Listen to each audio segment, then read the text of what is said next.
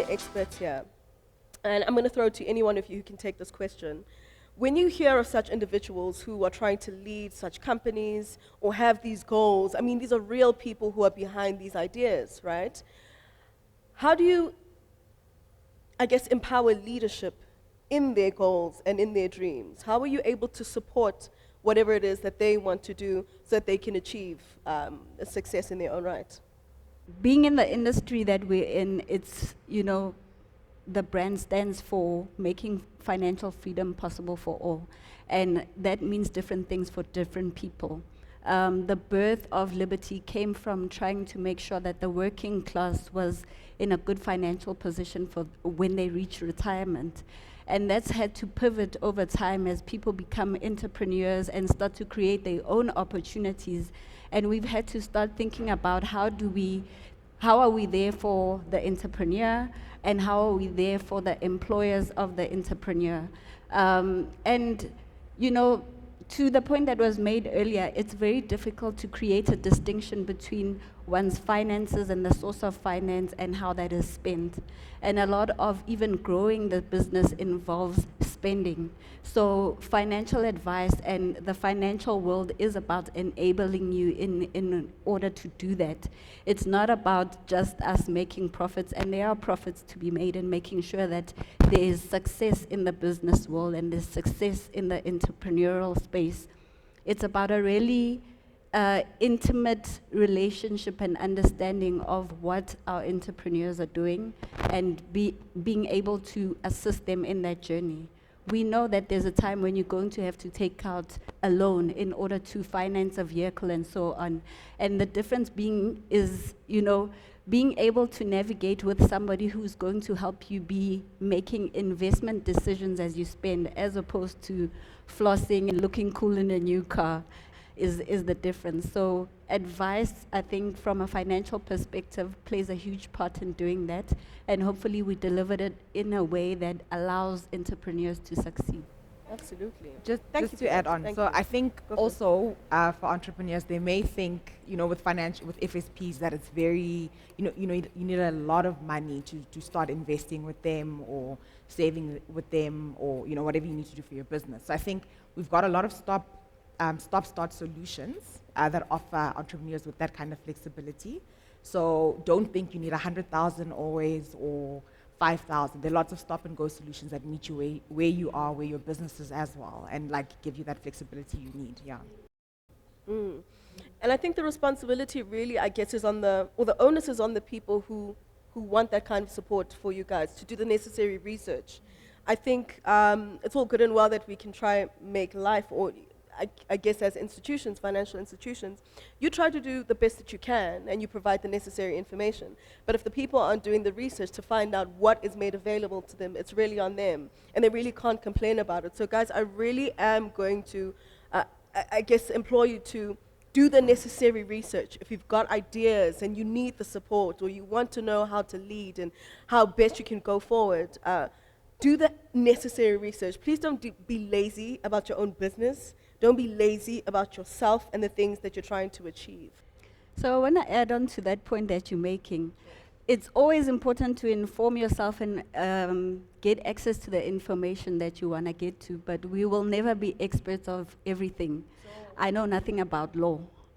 No matter how much I Google, I'm only going to know so much about law. So there comes a time when you need to tap into somebody who's going to be able to direct you in a way that you won't be able to direct yourself.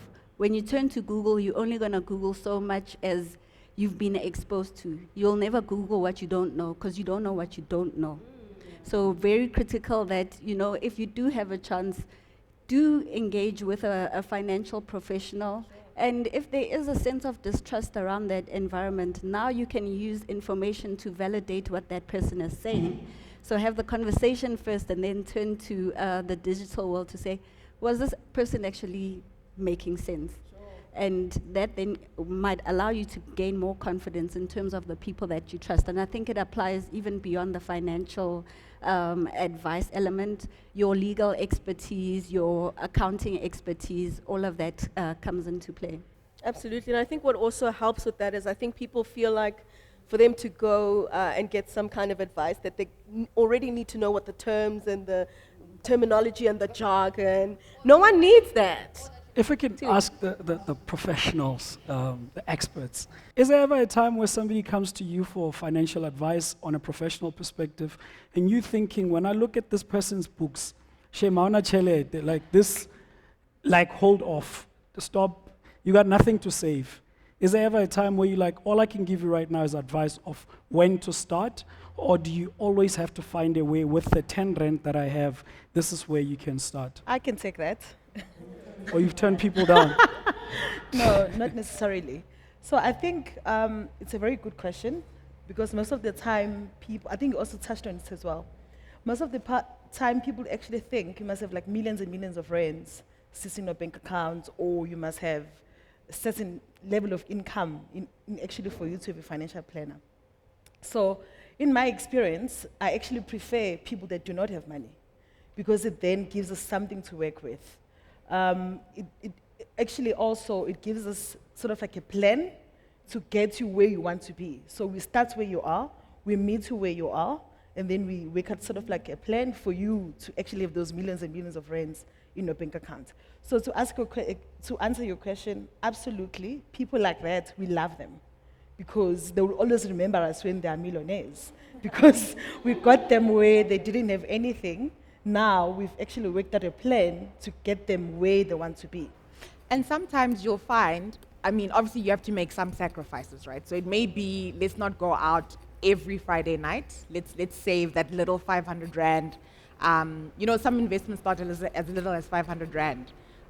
Or you could have a share portfolio whenever you get your little 5,000 rand lump sum and then invest it in that. So there are different ways to do it. It doesn't have to be like every month or etc. But with whatever it is you do have, you know, start from there. You start somewhere. I think I want to add in onto your points as well.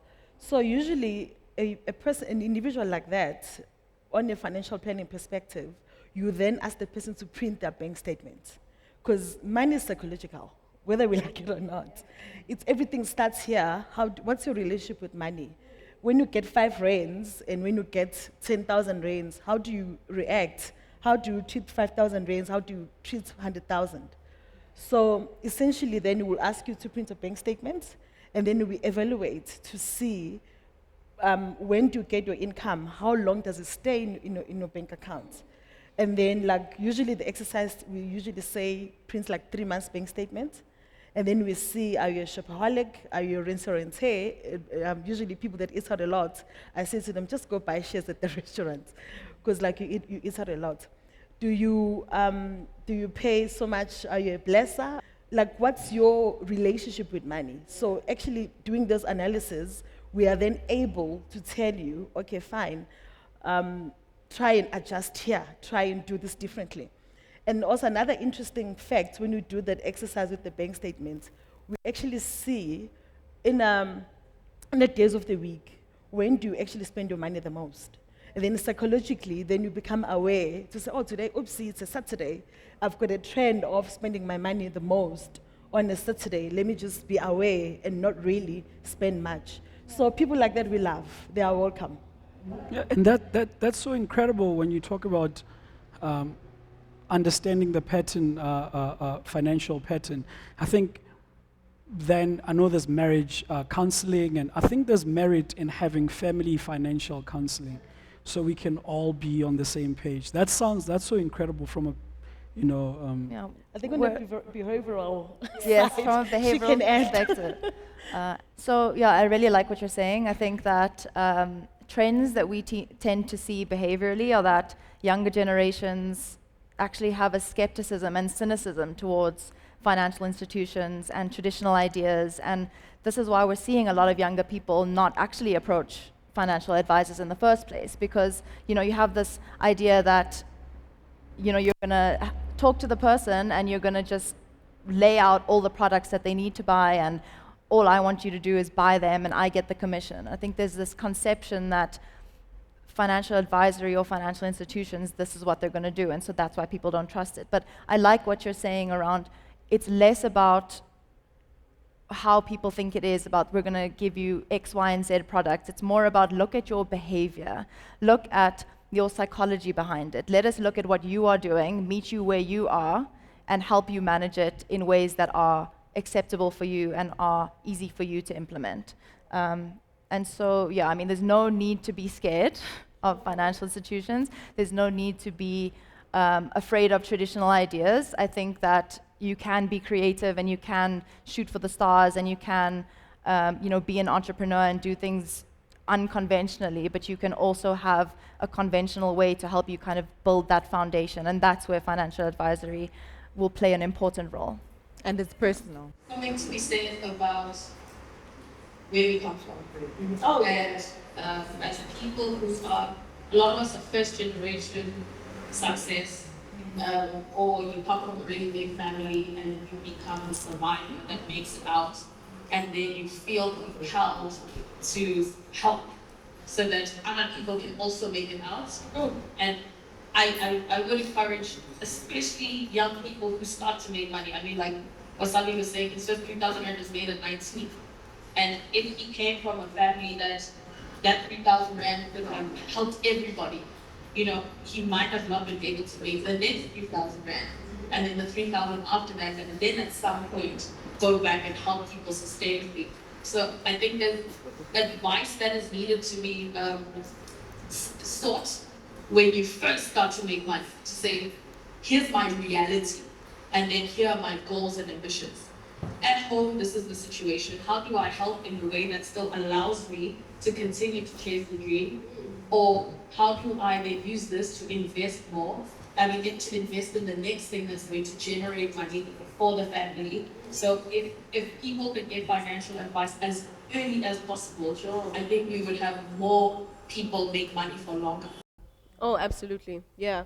And I think people don't realize how quickly or how easily the savior complex thing comes in. The savior complex meaning once you get this money, you're trying to save everybody. And then you end up drowning and you've got nothing left to give. It's very easy to fall within that pattern and within that rhythm and thinking that's what you're meant to do. Especially if you're coming from a place, Sibu, where you say that you're meant to serve, or if your leadership style is to serve, you can fall within the trap, and I know I felt it. With Bontle Modiselle Dance Studios and needing to pay my dancers or my instructors, there came a point where I was just trying to do too much to get them in a comfortable position, not realizing that I'm bleeding money. And now, what is my solution to that? How do I work that? But also what I was enjoying about what you guys were saying was that I think you've cleared the air when it comes to judgment and having a conversation, saying with a financial advisor or financial institution. Because you get scared. Let's be real. Money conversations are very intimidating. It's very scary. And now you're trying to have this performative confidence or this performative success of, no, but I also understand, and I know, and I'm gonna. Show me there's no shame in your game in not knowing. In fact, the power in you realizing that you don't know is when that change happens. Because now you're being intentional about how you're trying to change, I guess, the trajectory of the things that you're doing. And I think people don't think about the psychology of money. I think people don't see themselves outside of it. You're living your life, you're in it so much every single day that you don't realize that, no, Saturday is actually your... You don't realize how much you've spent on, say, on Uber Eats and ordering online and online shopping, and you actually don't realize what your behaviors have been in and around money. So thank you so much for removing that. And I think needing to create some level of consistency and sustainability in a very inconsistent space and not knowing what to do with that informs a lot, obviously, of your own decisions. You're meant to grow, you're trying to advance, you're trying to find your feet, but you're also trying to develop or build a business, right, while you're at it. That means that if you're making that level of commitment, you're saying that you're a leader within your own space or within your own community or within your own business, right? That means you need leadership skills. Or you're a leader now. This is what you've decided. There must be a strategy to it. Or you must consider leadership skills in some way, shape, or form and be able to apply that, right?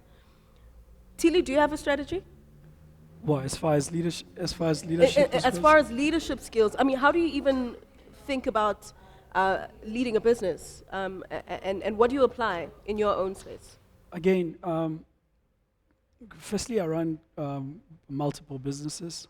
But the most important thing for me with regards to leadership is how I structure my, not even outwardly, just from my perspective, how am I structured, how am I scheduled, how am I programmed with regards to either 3 months or 6 months or a year. That makes it easier for me to translate it down to my team or teams within the different businesses that I run.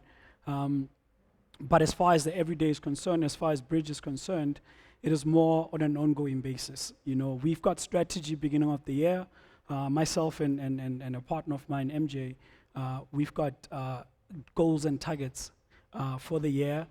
Usually it'll be for a period of 2 years, right? But every year we refine what they look like, and with my other partners as well. And from that comes, okay, what do we need to get to? So we look at the end goal, and we work it in reverse. What has to happen in order for us to get to level 10, right? Then we work it in reverse, okay? If we don't get to this target by June, that means that we're off target for our December requirements, right? So we always work it backwards like that, and we always not only produce, but we reduce as well. Sometimes we stay or we do things by virtue of trying to be busy. So you just add a lot of things on your program just so you seem like you're doing a lot of things. So for me, it's the leadership comes with the planning. That's the most important part for me. And then, with our junior guys, we've got a very unorthodox way of employing, or rather of working with teams. And by the way, I'm not going to say who it is. There's a lady here that's followed a lot of what we do. And I see she applied for this. She applied for something else that we did a couple of weeks ago with regards to learning and leadership. And those are the people that we're looking at. And we're potentially going to employ that person. I think MJ has managed to convince me. She's in the crowd somewhere. I don't know. Sorry, I can't remember her name. And even if I did, I wouldn't say it right now. There's still going to be an interview process. But what I'm trying to explain is that leadership for me comes from 1, planning. Number 2, showing the younger ones what it is that it takes for you to get to a certain thing. So Sibu was mentioning what she's done. You also spoke, Bontle, about how you started and what you did in the beginning. I mean, I used to distribute flyers here in downtown. We used to put banners up ourselves. We used to do a lot of things. I used to be a DJ myself, not because I wanted to be a DJ. When we started, just to give you a small testimony, when I started Bridge, or rather the desire to start Bridge came years before that we did, and I spoke about this a couple of weeks ago. Sebs is going to be annoyed because she's heard it before. But long story short, we were sitting at a Bridge with a partner of mine, MJ, and hence the 2 heads and a Bridge, saying in a couple of years, or in 10 years' time, we're going to start a record label. So that's how that started. It's literally... it's figuratively to build a bridge and to, connect worlds. However, the 2 heads are literally myself and MJ thinking about this record label that we're going to start in 10 years, which I think we ended up starting in 6 years, not 7 years, which is 3 years ahead of time. So fast forward to what that looks like right now is everything that falls within that was from the desire and the passion of having this, this game elevating record label, because we saw so many loopholes, so now people were doing their things. Even at that age, we didn't have a right to even think that we could do that. But then the DJing thing came as a need. We sat with MJ and said, okay, we didn't go to school in Joburg.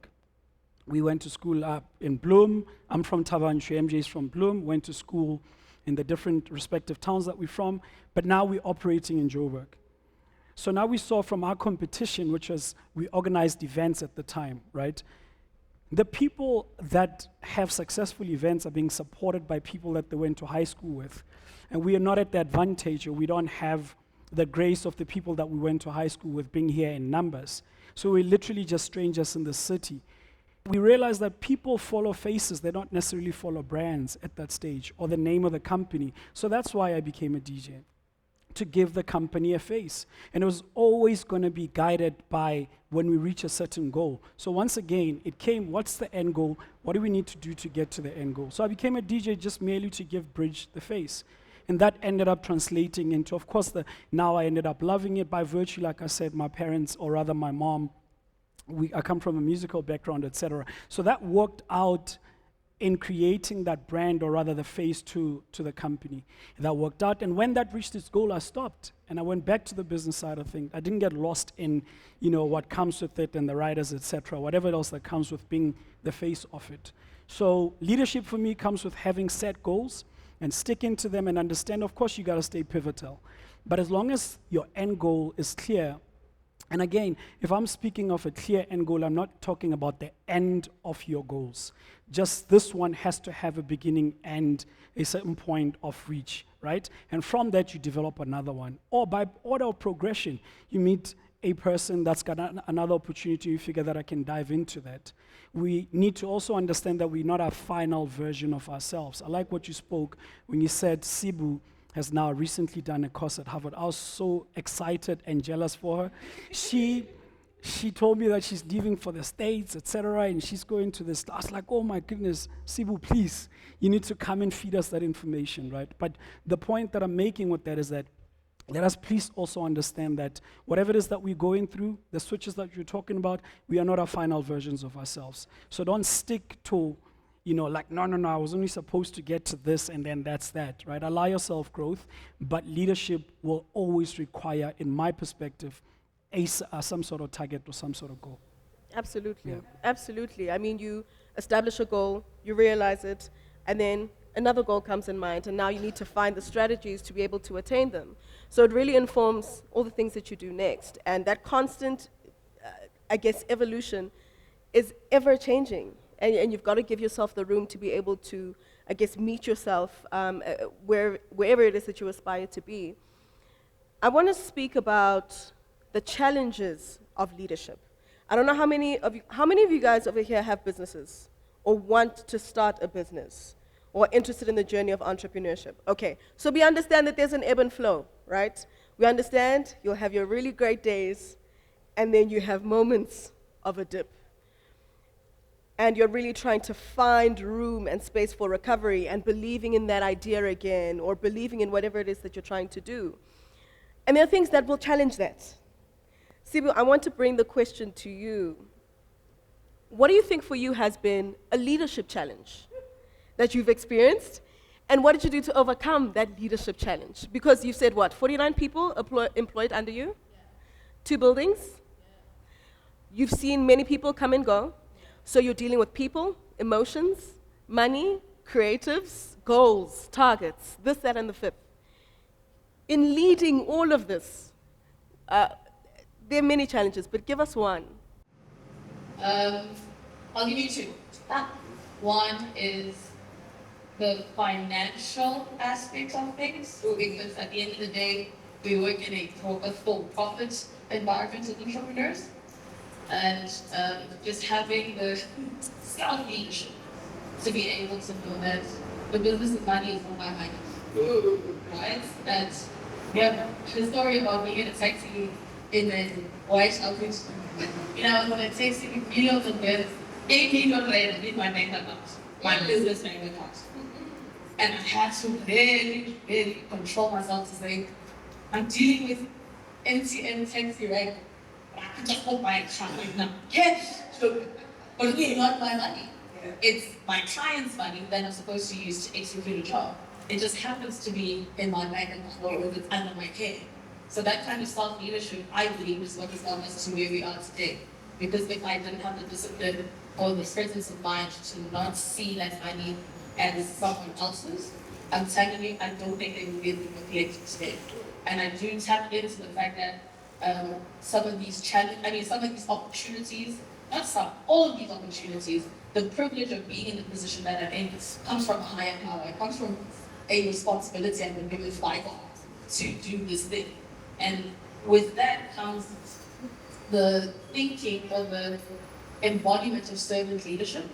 So in me, I'm a very spiritual person, and I believe that if you look at Jesus and all the power that he had, and all the fame and the celebrity that he also had a lot of hate. He also had a lot of ridicule.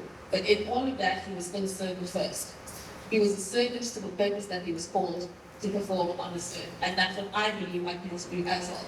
So in being a servant leader of people who I've been privileged to be connected to help me chase this dream and build this dream for other people, which is that of the Oasis of African creativity to flourish. I want to acknowledge that these are God's people that are dealing with, and I can't come and treat them any which way. It's obviously come over time. We've been doing this for since 2017. The company's been registered, but I've been working since 2014 with another company registered. Over the time, when I look at the pictures we were taking then and the pictures now, almost 90% of the people that were there back then are not there now. However, we are still collaborating with some of those people. I mean, we're still basically within it. She was my day one, my first team member. There are people who have established companies now, and we collaborate with them.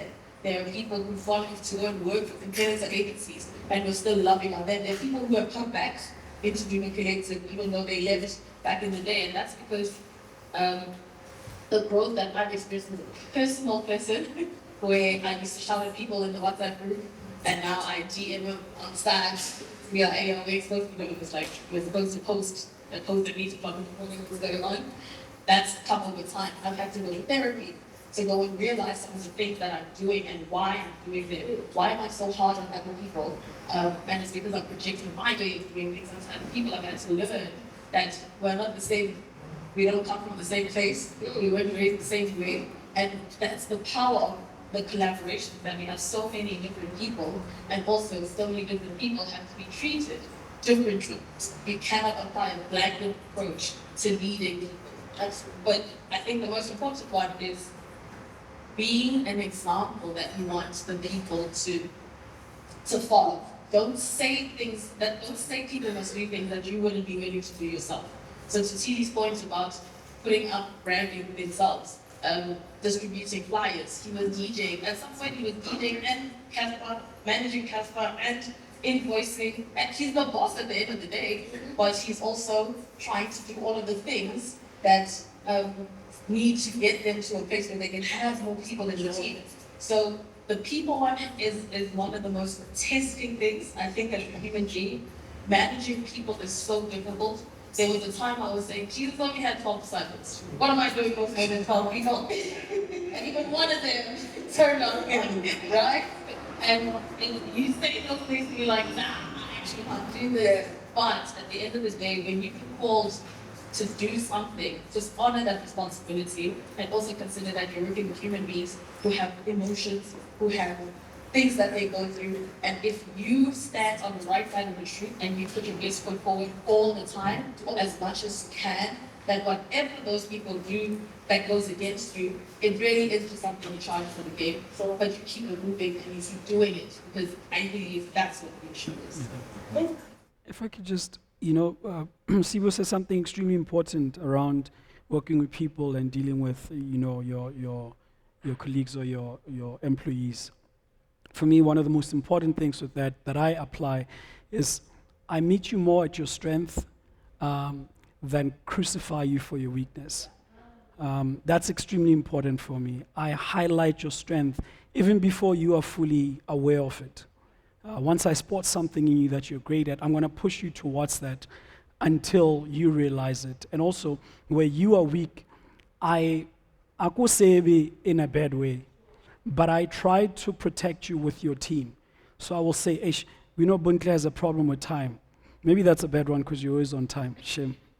I'll use Sebs. Sebs desperately needs a PA, just by the way. But I'll say within the team that, okay, this person struggles with time, and I'm using an example. This person struggles with time. Let's make sure that we've got him covered when it comes to that issue or time, right? I'm using a very, very easy and layman example. However, I want us to be aware of the good and the bad on each other or off each other, just so we can protect each other. And if you're a person that abuses that support structure, then it will be very evident, and that will have you fall off the team. But the most important thing is understanding that people are not perfect. I'm not perfect myself, and my team has me covered in areas that I'm weak in. However, I want to instill that sense of togetherness by protecting each other's weaknesses. And that is easier done if we know that where you are great, you go over and beyond. So it becomes easier to otherwise protect you where you're weak. So that thing that Sibu spoke about people and how to manage them, etc., that's so important to me, respecting the different areas of life that we're working from and that we're not perfect. So I just wanted to add to that. Yeah. Sorry. Go for it. Respect labor laws as well. Exploitation is such a big thing in our country. And I think as people who are in entrepreneurial seats where you're going to go and employ people, know what the law says so that you don't breach that. If at the very least you can't really take care of people from a place of, how you would want to be treated as well. Just pay people what's right. The basic conditions of employment need to be right. Let us not exploit people just because they are so many unemployed people. It is not fair, it's not right. So also, try to treat people the way you would want an employer to treat you. Because jail is not nice also. And you don't want to find yourself there. Hey, the CCMA sucks. It's like Paraguana Hospital. It's not cute. You don't want to see yourself there either. So just treat people right and according to the law. Absolutely. See, what reminds me of a conversation that we had. We were on our way back from the last NBA, and you were speaking to myself and Kamompela, kind of scolding us a little bit. But the scolding was, no, it wasn't a scold. No. But it's a reality check, right? Especially as artists. I don't know who in the room is an artist who wants to get into the business. But Sibo was encouraging us in saying that there's so much value in stepping away from your artist or your creative space and going to go study, take up a management or a business management course so that you're able to understand what the business of entertainment is, so that you can avoid being exploited. You understand what the jargon is and how you're able to move in and around certain spaces, needing to negotiate for yourself if you're in a place where you're not managed or you're not able to do it and you choose to do it yourself. But there's so much value in being able to do that. And I guess understanding the ins and in and around business so that you can navigate the space.